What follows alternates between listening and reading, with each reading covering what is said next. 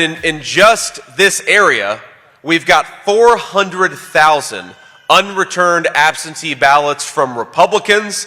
And here's what I'm asking you to do over the next 3 days is go and chase those 400,000 ballots. If you know somebody who's got a ballot, tell them to drop it off or get it in the mail. We've got a bank.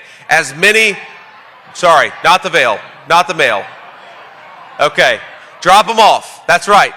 Do not send them in the mail. Drop them off. Thank you.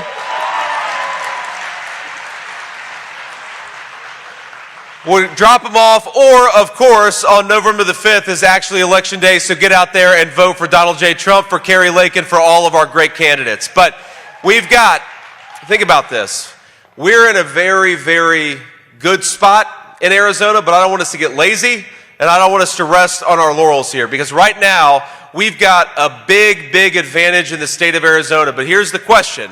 Are we going to work our tails off over the next 3 days to build on that advantage, to bank as many votes as possible, and to make this thing too big to rig? That is the goal over the next 3 days.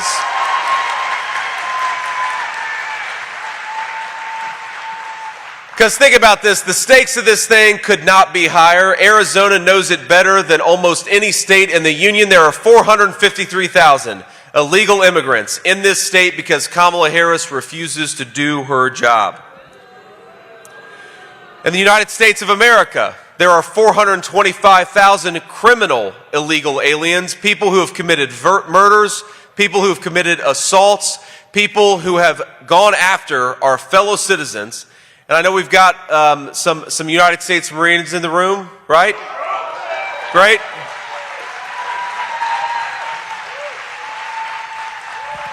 We want to thank everybody, regardless of their branch of service, but the number of criminal migrants we have in this country, thanks to Kamala Harris's failed border policies, is more than twice the size of the United States Marine Corps. Now, Kamala Harris has rolled out the red carpet to every illegal alien. She's offered to give them free health care benefits. She's promised them to give them Social Security and Medicare, which would bankrupt those programs. Meanwhile, our guy is saying to the illegal aliens in this country, especially the criminal migrants, pack your bags, because in 3 months you're going back home.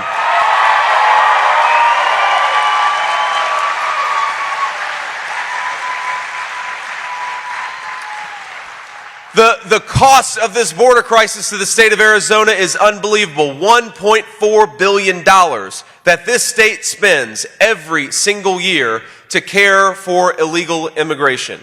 What are we doing to the veterans? What are we doing for the veterans who are sleeping under park benches and sleeping all over our country, homeless, when we're spending $1.4 billion to look after people who don't have the legal right to be here? That's what Kamala Harris's policies are doing to this country. What about the fentanyl? The Mexican drug cartels are bringing in by the bushel. I was raised by somebody who struggled with addiction, and I'm proud of my mom. She's been clean and sober for 10 years, my friends, and that's an incredible grace that we've been given. But what happens to second chances when you allow the drug cartels to bring in fentanyl by the ton, which could kill every man, woman, and child in the United States of America? How many of our citizens, how many of our families have been deprived of that second chance with their loved one because Kamala Harris would rather invite the Mexican drug cartels into our country than enforce the law against them? And here's my solemn promise, is that when Donald J. Trump is the president of the United States, we're going to go to war against the Mexican drug cartels, get that poison the hell out of our country, and return basic sanity to the people of Arizona. It's not just the fentanyl, it's the kids who are not getting a good education, because we've got thousands of people in Arizona schools, and a lot of them, let's be honest, are good people. I don't blame them. I blame Kamala Harris for letting the illegal immigration problem fester. But what does it do to the education of an American child when you drop thousands of kids into their school district who don't speak English? What does it do to our healthcare system here in Arizona when you let in hundreds of thousands of people who don't have the right to be here? We can be compassionate, my friends, and we ought to be compassionate, but the compassion for the American president has to start with the American people and the people who have the legal right to be here.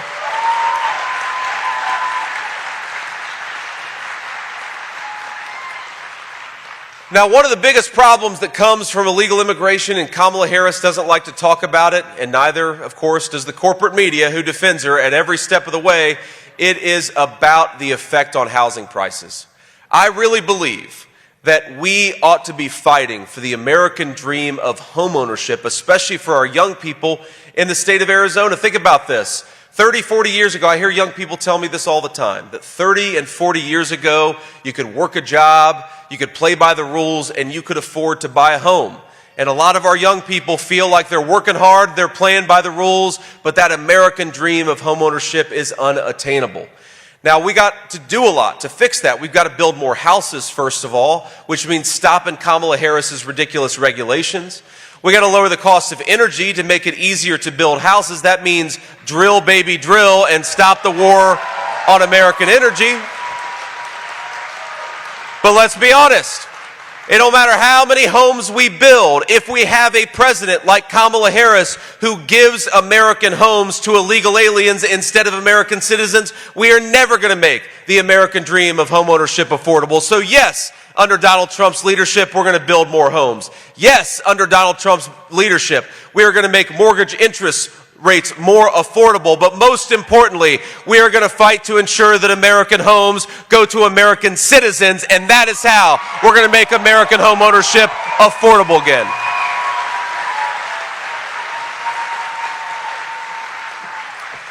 And that brings me, of course, when we talk about this affordability crisis, it's not just homes, it's groceries, it's utilities, it's credit card delinquency rates. In this country right now, have just gone north of 9%. You know what that means? That means 1 in 10 of our fellow citizens can't afford to pay the bills. 1 in about 11 auto loan repayments are in delinquency right now, which means that a lot of our fellow citizens can't afford to make their car payment. Donald Trump is going to usher in a golden age of peace and prosperity by fighting for some common sense economic principles that make the American dream. For all of you and all of our fellow citizens who we love, we're going to make the American dream affordable again. And that